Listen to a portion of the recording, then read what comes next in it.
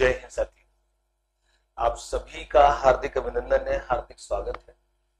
और शिक्षण विधियों के इस खंड में हम लोग बहुत ज्यादा चर्चाएं करने वाले हैं इस बारे में कि शिक्षण विधियां क्या होती हैं। सिर्फ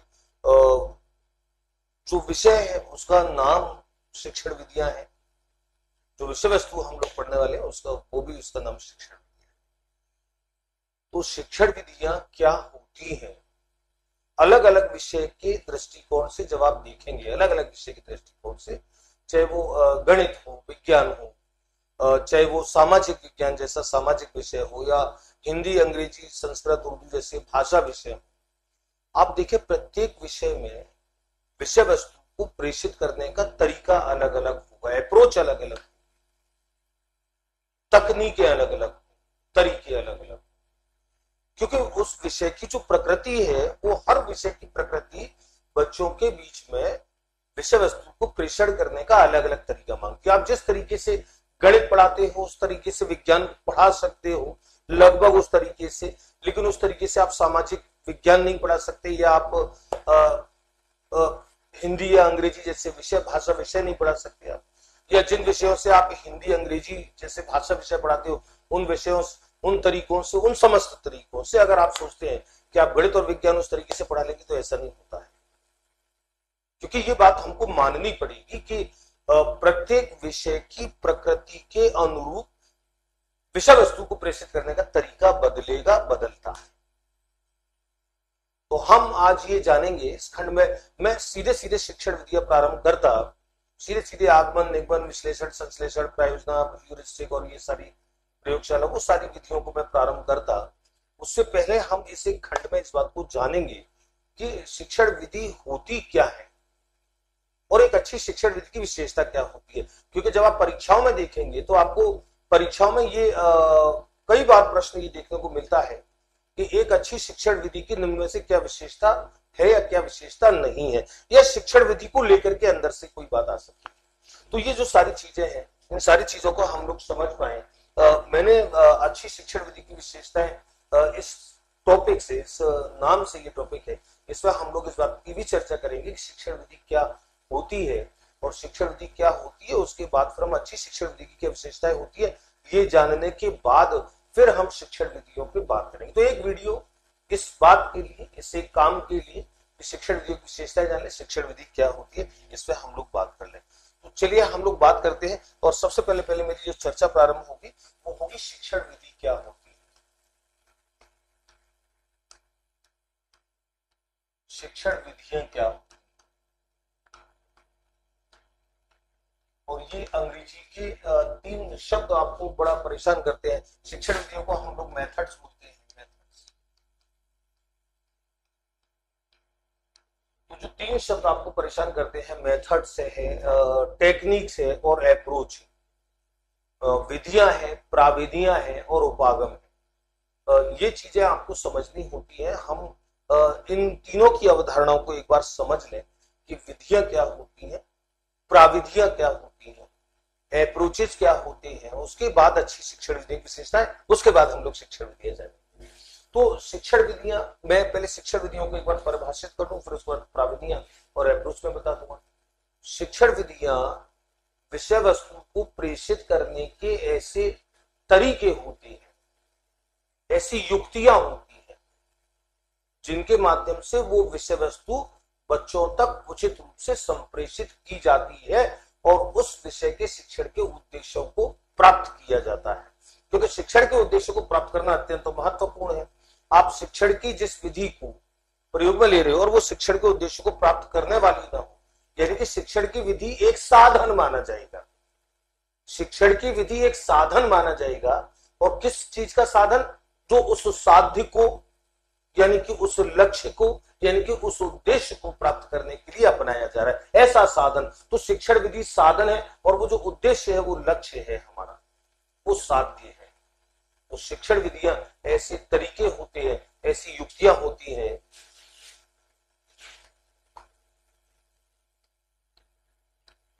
शिक्षण की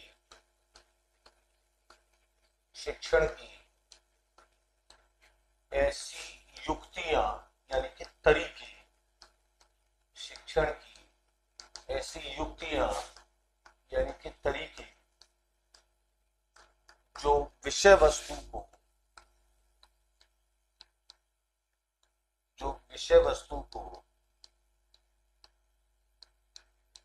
वो विषय वस्तु को विद्यार्थियों तक प्रेषित करती हैं, लेकिन यह अधूरा रहेगा, विद्यार्थियों तक एक निश्चित स्वरूप में प्रेषित करती है, ये ज्यादा ठीक है। विषय वस्तु को एक निश्चित स्वरूप में या निश्चित प्रकार से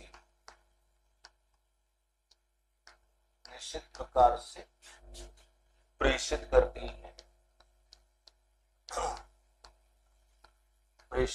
है तथा शिक्षण के उद्देश्यों को प्राप्त करती है।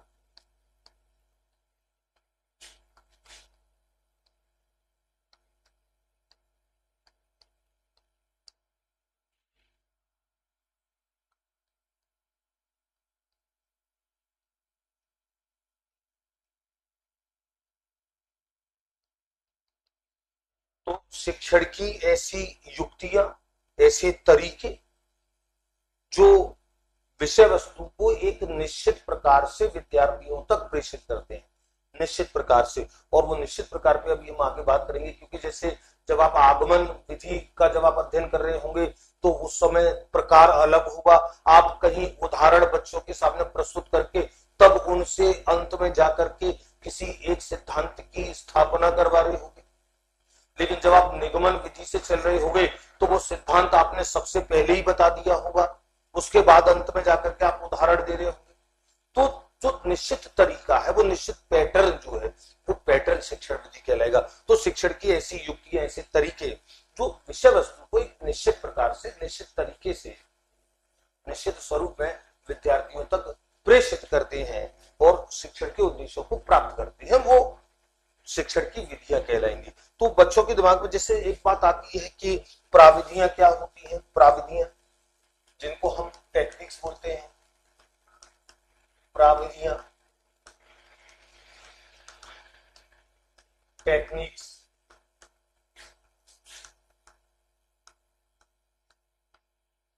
तो और एक तीसरा, और जैसे मैंने बोला था उपागम क्या होता है। हालांकि इनको मैं पृथक से जो वीडियो है उपागम में जब हम देखेंगे वहां पे विस्तार से मैं आपको वहां बताऊंगा। तो टेक्निक्स, प्राविधियां क्या होती है, ध्यान रखो शिक्षण की जो विधियां होती हैं, शिक्षण की विधियां अभी हम लिखेंगे कि अभी शिक्षण विधियों के बारे में लिखेंगे। शिक्षण विधियां पूर्व नियोजित होती हैं, पूर्व निर्धारित होती हैं। शिक्षण की जो प्राविधियां होती हैं वो प्राविधियां पूर्व नियोजित, पूर्व निर्धारित नहीं होती है, ये तात्कालिक आवश्यकता के अनुसार तय। और शिक्षण विधि जिस समय काम कर रही होती है, उद्देश्यों को प्राप्त करने का प्रयास कर रही होती है, उस समय शिक्षण विधियों को सपोर्ट देने का काम करती हैं प्राविधियां। यानी कि टीचिंग टेक्निक्स वो तरीके हैं जो शिक्षण के उद्देश्यों की प्राप्ति में सहायक तो है, लेकिन शिक्षण विधियों की सहायता करेंगे। इनका पृथक से कोई निर्धारण नहीं होता, पूर्व निर्धारण नहीं होता है, ये तात्कालिक आवश्यकता पर। जैसे अभी मैं अभी आगे लिखाऊंगा कि शिक्षण विधियों के निश्चित सोपान होते हैं, पूर्व निर्धारित सोपान होते हैं, शिक्षण प्राविधियों के सोपान नहीं होते हैं। सरल भाषा में ये समझ लो। तो सोपान होंगे यानी कि चरण होंगे, तो चरण निश्चित तौर पर पहले से निर्धारित होंगे, प्राविधियों के चरण निर्धारित नहीं होते हैं। और अप्रोच उपागम जो होती है, उपागम में वो सारे तरीके, वो सारे सिद्धांत, वो सारे नियम, वो सारी मूल्यांकन की पद्धतियां, वो सब कुछ थ्योरेटिकल जो कुछ भी होता है, वो जिसमें प्राविधियां भी शामिल है, जिसमें विधियां भी शामिल है, जिसमें सिद्धांत भी शामिल है, जिसमें मूल्यांकन भी शामिल है, सब कुछ कॉन्सेप्ट मिलाकर के जो होल बनता है, जो संपूर्ण बनता है, वो अप्रोच कहलाता है, वो उपागम कहलाता है। तो उपागम उन सब चीजों को समेटे होता है। विषय वस्तु किस तरीके से प्रेषित की जाएगी, क्या पूर्व निर्धारित चरण होंगे, क्या तात्कालिक तरीके होंगे, कौन से सिद्धांतों का पालन होगा, मूल्यांकन की पद्धतियां क्या होंगी, उन सबको मिलाकर के जो सॉफ्टवेयर बनेगा वो अप्रोच है। तो उपागम एक बृहद संकल्पना है, उसी के अलग अलग भागों में प्रावधान और विधियों को हम देख सकते हैं। तो ये पृथक से किसी वीडियो में हम लोग चर्चा करेंगे। शिक्षण की विधियों की मैं बात कर रहा था। शिक्षण विधियां क्या होती है, एक ऐसा निश्चित तरीके, ऐसी युक्तियां होती हैं जिनके माध्यम से विषय वस्तु बच्चों तक एक निश्चित प्रकार से, निश्चित तरीके से, पूर्व निर्धारित तरीके से प्रेषित की जाती है। तो इसका मतलब ये है कि शिक्षण विधियां जो होती हैं, इसका अभिप्राय फिर ये होगा कि शिक्षण विधियां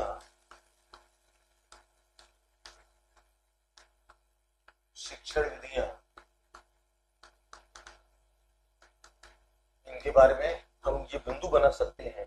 क्या क्या बिंदु? सबसे पहला बिंदु पूर्व नियोजित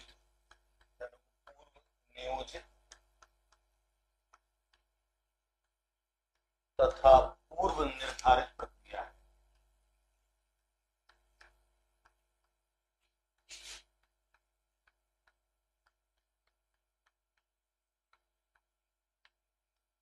शिक्षण विधियां जो होती है पूर्व नियोजित होती हैं, पूर्व निर्धारित होती हैं। ये शिक्षण विधियों से जुड़ा ये सारी बातें आपके वहां पे बहुत ज्यादा काम आने वाली है, जहां पे प्रश्न आपसे ये पूछेगा कि शिक्षण विधियों के संबंध में इनमें से कौन सा कथन सत्य है या कौन सा कथन सत्य नहीं है। तो वहां पे ये जो सारी समझ होती है ना आपकी, ये सबसे ज्यादा काम करती है। वहां पे आप निर्णय ले पाते हो, क्योंकि कई बार विकल्प, ये आपको मानना पड़ेगा, कई बार विकल्प ऐसे होते हैं लिटरली जो आपने पढ़े नहीं होते, लेकिन आपकी समझ में अंतर नहीं होते, तो वहां पे आप निर्णय ले पाते हो। तो पूर्व नियोजित और पूर्व निर्धारित प्रक्रिया होती है। दूसरा, निश्चित सोपान होते हैं। निश्चित सोपान होते हैं यानी कि चरण जिसे बोलते हैं। ध्यान रखो, शिक्षण विधियों में हमेशा निश्चित सोपान होंगे, यानी कि कुछ निश्चित चरणों से होकर की ही प्रक्रिया गुजरती है। शिक्षण की प्रक्रिया जब कुछ निश्चित और पूर्व निर्धारित चरणों से होकर के गुजरे, तो आप समझ जाओ कि फिर वो निश्चित विधि है, पूर्व नियोजित है, पूर्व निर्धारित है और उसमें निश्चित सोपान होते हैं। ये शिक्षण विधि से जुड़ी बात होती है। तीसरी और बात शिक्षण विधि से जुड़ी क्या बात है? स्वयं में स्वतंत्र होती है।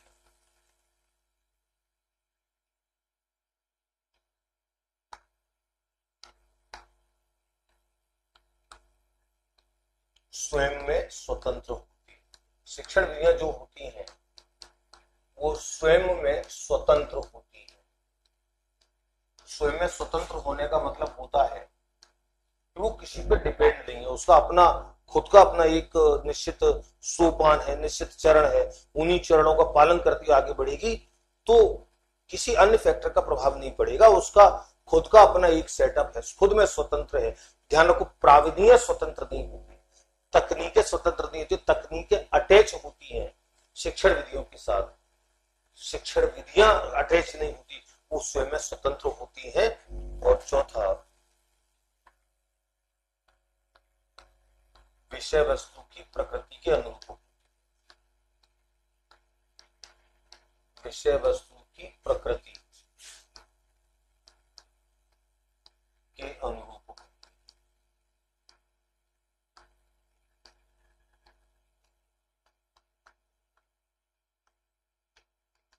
विषय वस्तु की प्रकृति के अनुरूप, क्योंकि मैंने जैसे कहा आपसे प्रारंभ में, आप गणित पढ़ा रहे हैं, विज्ञान पढ़ा रहे हैं, पर्यावरण जैसे विषय पढ़ा रहे हैं, आपके तरीके अलग हो सकते हैं। गणित में और विज्ञान में भी कुछ तरीका गणित के लिए विशिष्ट हो सकता है, कुछ तरीका विज्ञान के लिए विशिष्ट हो सकता है। लेकिन जब आप भाषा विषय पढ़ा रहे हैं उस समय आपका तरीका अलग होगा। उस समय जिस समय आप सामाजिक पढ़ा रहे हैं उस समय आपका तरीका अलग होगा, क्योंकि सब जगह, और आप देखेंगे अलग अलग, इसीलिए यही कारण होता है कि अलग अलग विषयों के लिए अच्छी शिक्षण विधियां बदलती जाती है। जिसे हम जिस विधि को गणित में पढ़ाने के लिए सर्वश्रेष्ठ विधि मानते हैं, वो भाषा विषय में श्रेष्ठतम शिक्षण विधि जरूरी नहीं है। आप जिसे विज्ञान में पढ़ाने में श्रेष्ठतम, जैसे प्रयोगशाला विधि है, विज्ञान पढ़ाने की श्रेष्ठतम विधि है, लेकिन प्रयोगशाला विधि को आप भाषा में यानी कि हिंदी, अंग्रेजी, संस्कृत शिक्षण में श्रेष्ठतम नहीं मान सकते, क्योंकि वहां पर प्रयोग की इतनी गुंजाइश नहीं है। तो विषय वस्तु की प्रकृति के अनुरूप होती है। तो ये शिक्षण विधि से जुड़े कुछ बिंदु है। अब हम इसी का अगला एक चर्चा का बिंदु देखेंगे कि अच्छी शिक्षण विधियों की क्या विशेषताएं होती है, और इस खंड की इन चर्चाओं के बाद फिर हमारी शिक्षण विधियां प्रारंभ हो जाएंगी। तो हम एक छोटी सी चर्चा और कर लेते हैं, अच्छी शिक्षण विधि की विशेषताएं क्या होती है। अच्छी शिक्षण विधियों की विशेषताएं।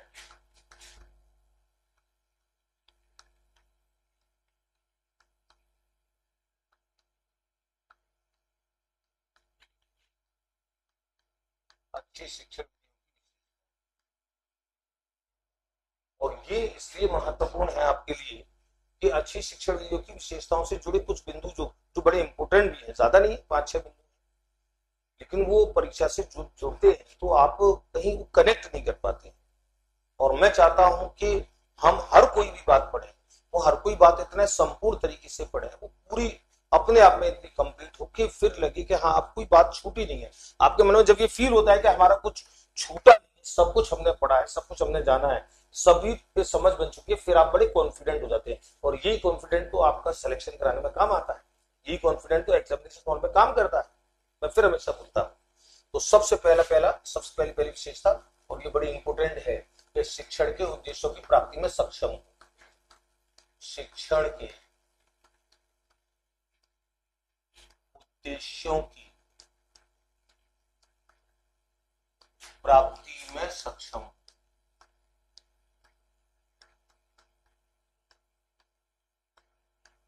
तो क्या कोई शिक्षण विधि ऐसी श्रेष्ठ मानी जा सकती है जो शिक्षण के उद्देश्य जो, क्योंकि हमने बीएस ब्लूम की प्रक्रिया को जब हमने समझा है, वहां पे हमने इस बात को लिखा है कि जो उद्देश्य निर्धारित किए गए हैं, सबसे पहले किसी भी शिक्षण अधिगम प्रक्रिया को प्रारंभ करने से पहले शिक्षण के उद्देश्य निर्धारित किए जाते हैं, उनको प्राप्त करने के लिए अधिगम अनुभव प्रदान किए जाते हैं, उन अधिगम अनुभवों में ही ये शिक्षण विधियां शामिल होती है।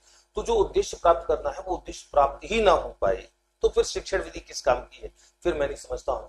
तो शिक्षण के उद्देश्यों की प्राप्ति में सक्षम हो, सबसे पहला सबसे प्रमुख बिंदु। नंबर दूसरा, विद्यार्थियों को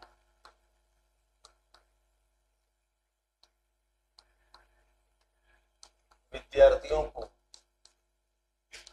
अधिकाधिक विद्यार्थियों को अधिकाधिक सक्रिय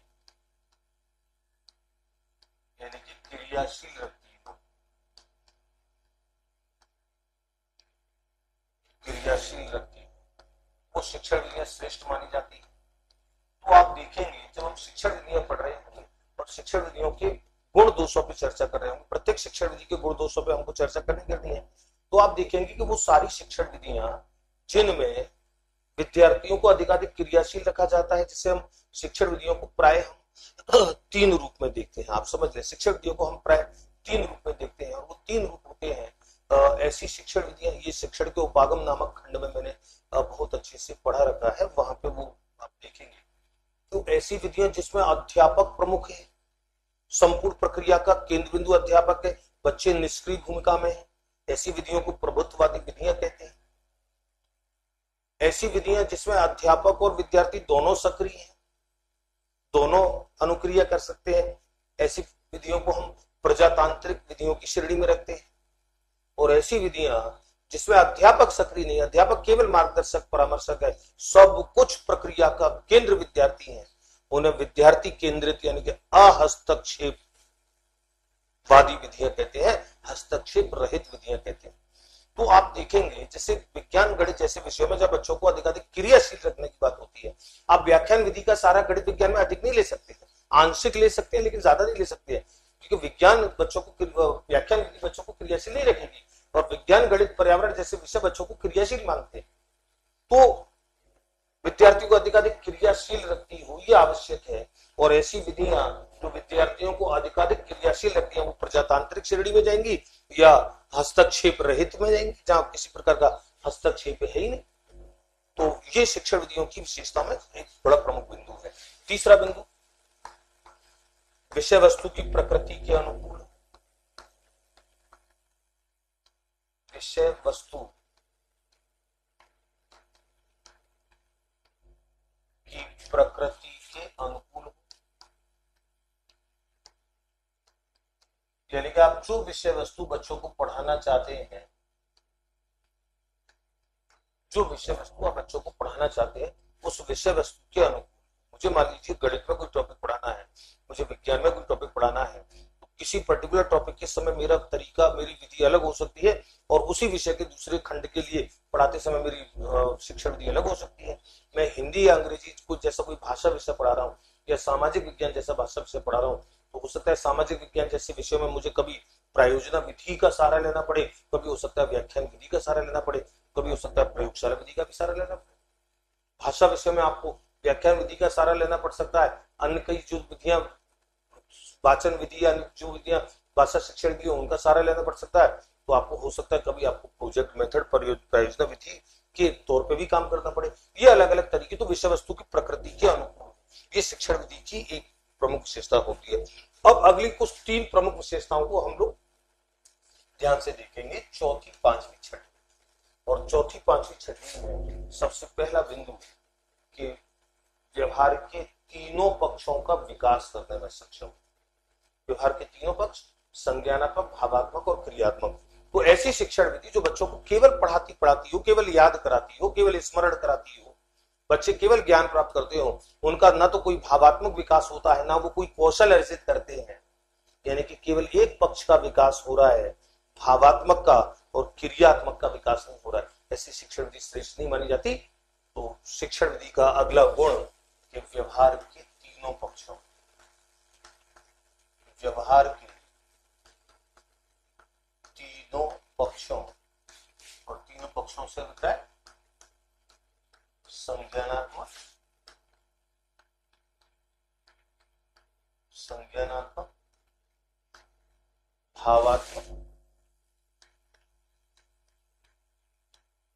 और क्रियात्मक,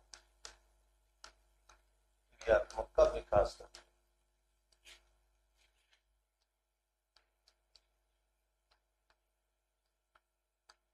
ऐसी विधि श्रेष्ठ बन जाएगी जो व्यवहार के तीनों पक्षों का विकास करेगी, तीनों पक्षों का, संज्ञानात्मक, भावात्मक, क्रियात्मक, तीनों पक्षों का विकास करती है। अगली एक और इंपोर्टेंट, पांचवी, मैंने जैसे कहा कि अगली 3 बड़ी इंपोर्टेंट। पांचवा, मनोवैज्ञानिक हो, मनोवैज्ञानिक हो। और मनोवैज्ञानिक का मतलब क्या होता है? मनोवैज्ञानिक हो अर्थात, सरल कर देता हूं इस तथ्य को, अर्थात जो बालकों की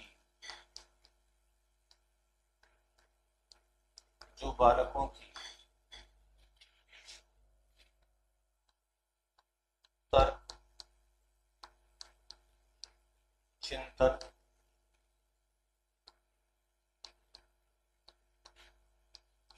रुचियों आदि का विकास करती है।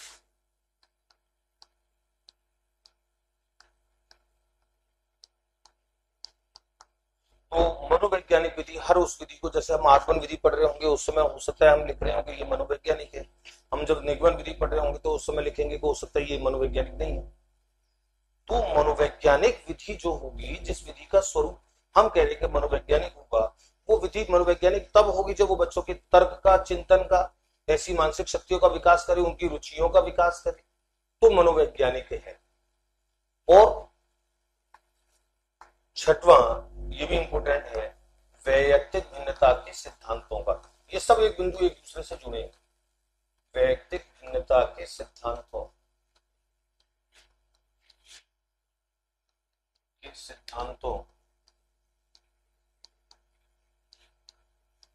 को दृष्टिगत रखती हो, दृष्टिगत रखती हो।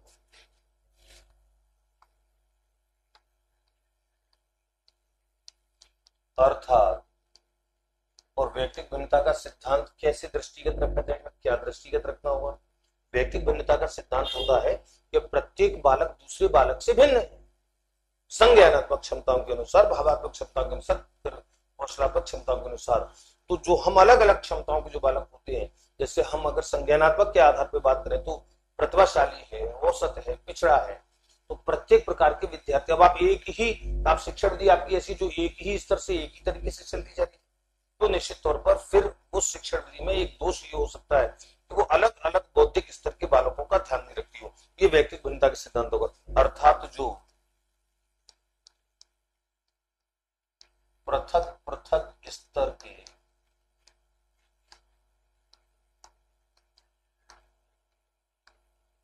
पृथक पृथक स्तर के बालकों का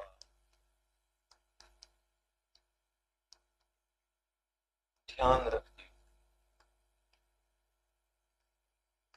जो अलग अलग स्तर के बालक हैं, पृथक पृथक स्तर के प्रतिभाशाली हो सकते हैं, पिछड़े हैं, संज्ञानात्मक स्तर पर मैं बात कर रहा हूं, उन सबका ध्यान रखती हो, ये एक अच्छी शिक्षण विधि की एक विशेषता होगी। और इसके अलावा कुछ अन्य जिन्हें हम छोटी मोटी मान सकते हैं, इससे सामाजिक गुणों का विकास करती है, सामाजिक बालकों में सामाजिक गुणों का विकास करती है।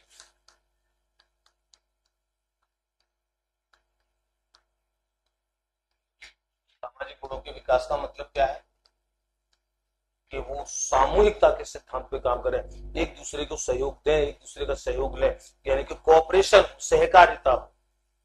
तो सामाजिक गुणों का विकास करती है, अनुशासनात्मक गुणों का विकास करती है,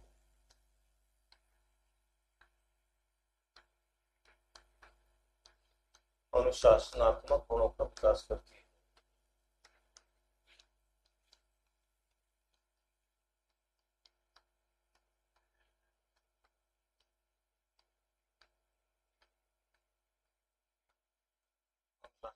गुणों का विकास करती है। और एक और मितव्ययी, उसको भी हम लिख लेते हैं अल्पव्ययी। मितव्ययी मतलब अल्पव्ययी,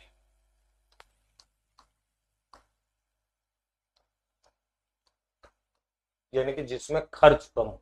तो कोई विधि अगर खर्चीली, अब खर्चीली जैसे प्रयोगशाला विधि है तो खर्चीली है, बहुत सारे संसाधन चाहिए, सामग्री चाहिए, तो उससे हम काम तो करेंगे, खराब मान के विधि को खराब मान के छोड़ थोड़ी देंगे, क्योंकि आवश्यकता है प्रयोगशाला विधि की। लेकिन उसका दोष तो हो गया, उसका दोष तो हो गया कि अधिक खर्चीली विधि है। लेकिन व्याख्यान विधि है जिसमें आपको खाली गाली बजाना है, आपको कुछ करना नहीं है, तो व्याख्यान विधि को अत्यंत अल्प व्ययी विधि माना जाता है। तो कुछ अच्छी शिक्षण विधियों की विशेषता है। तो विद्यार्थियों, इस पूरे खंड में हमने जिन एक बिंदुओं पर चर्चा की है, मैं उन एक बिंदुओं को एक बार रिमाइंड कर देता हूं। और वो बिंदुआ हमने जैसे बात की, हम इस खंड में आए, मैं शिक्षण विधि डायरेक्ट भी प्रारंभ कर सकता था जैसे मैंने कहा, लेकिन मैंने सोचा भी, और ये ठीक भी रहता है कि जब आप बच्चों को शिक्षण विधियों का परिचय देने जा रहे हो, आगमन निगमन, तो ये थोड़ा सा उससे पूर्व की एक बात कर ली जाए कि शिक्षण विधि क्या है और अच्छी शिक्षण विधि में क्या क्या विशेषताएं होनी चाहिए। तो फिर हम जब शिक्षण विधि पढ़ रहे होंगे उस समय उनके गुण और दोष पे जब हम बात कर रहे होंगे तो वो ज्यादा आपके दिमाग में अच्छे से भरेंगे। ये समझ ही तो आपकी असली पूंजी है, ये समझ ही तो आपसे एग्जाम को क्लियर कराती है। तो अच्छी शिक्षण विधि की विशेषताओं में हमने सबसे पहले जाना शिक्षण विधि होती क्या है। तो शिक्षण की ऐसी युक्तियां, ऐसे तरीके होते हैं जो एक निश्चित प्रकार से, ध्यान रखो, एक निश्चित प्रकार से, मैं इसको अंडरलाइन कर देती, जो निश्चित प्रकार से, क्योंकि सब विधियों का तरीका अलग अलग होगा, इसीलिए वो निश्चित प्रकार है, निश्चित प्रकार से विषय वस्तु को संप्रेषित करती हैं, बच्चों तक प्रेषित करती हैं और शिक्षण के उद्देश्यों को प्राप्त करती है। वो तरीके जिसमें निश्चित चरण है, पूर्व नियोजन है, पूर्व निर्धारण है, वो तरीके शिक्षण विधियां होंगे। और यहां पर हमने दो अन्य शब्दों का भी परिचय लिया कि शिक्षण की तकनीकें यानी कि प्राविधियां क्या है। ध्यान को, प्राविधियां ऐसे तरीके हैं, मैं इसको लिख देता हूं जिससे आपको ध्यान रहेगा। ये पूर्व, इसको थोड़ा सा और सुधार के लिखो, ये पूर्व निर्धारित, ये पूर्व निर्धारित नहीं होती,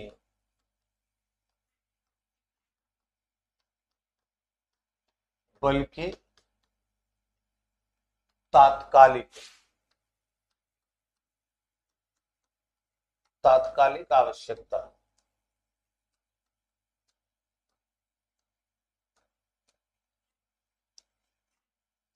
पर आधारित होती। और ध्यान रखो, शिक्षण विधियों की सहायक होती हैं, शिक्षण विधियों की सहायक, शिक्षण विधियों की सहायक, ये जो प्राविधियां होती हैं, और सहायक किसमें सहायक, शिक्षण के उद्देश्यों की प्राप्ति में सहायक। अब जब आप शिक्षण के उद्देश्य प्राप्त करने के लिए शिक्षण विधि का प्रयोग कर रहे हो तो वो शिक्षण के उद्देश्य प्राप्त कर पाए उसमें सहायता देती है प्राप्तियां। और उपागम जो होते हैं इसमें सारे सिद्धांत नियम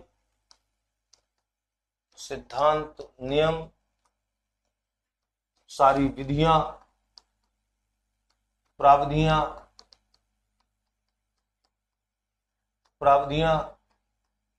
मूल्यांकन की पद्धतियां सब मिलाकर के जो बनता है, सब मिलाकर के जो टोटल सिस्टम बनता है वो अप्रोच होता है, वृहद कॉन्सेप्ट है अप्रोच। तो शिक्षण की विधियां क्या है, प्राविधियां क्या है, उपागम क्या है। प्राविधियों और उपागम पे हम फिर कभी आगे विस्तृत चर्चा करेंगे पृथक से एक खंड में जहां पे ये टॉपिक आएगा। तो शिक्षण विधियां जो होती है, शिक्षण विधियों के लिए कुछ बातें हमने लिखी। शिक्षण विधियां, और ये ध्यान रखें, ये इंपोर्टेंट 3-4 बिंदु जो बड़े इंपोर्टेंट है कि शिक्षण विधियां पूर्व नियोजित होती हैं, पूर्व निर्धारित होती हैं। दूसरा, शिक्षण विधियों के निश्चित सोपान होते हैं, निश्चित चरण होते हैं, स्वयं में स्वतंत्र होती हैं और विषय वस्तु की प्रकृति के अनुरूप होती है। उसी से निर्धारण होता है कि कौन सी शिक्षण विधि। और अच्छी शिक्षण विधि की विशेषता है, तो अच्छी शिक्षण विधि की विशेषताओं में शिक्षण के उद्देश्यों की प्राप्ति में सक्षम हो, ये तो सबसे पहले आएगा, सबसे बड़ा बिंदु है। विद्यार्थियों को अधिकाधिक क्रियाशील रखना है, सक्रिय रखना है, ये उसका प्रमुख शिक्षण विधि के अंदर प्रमुख तत्व हो। विषय वस्तु की प्रकृति के अनुरूप हो, ये बात हम कर चुके हैं।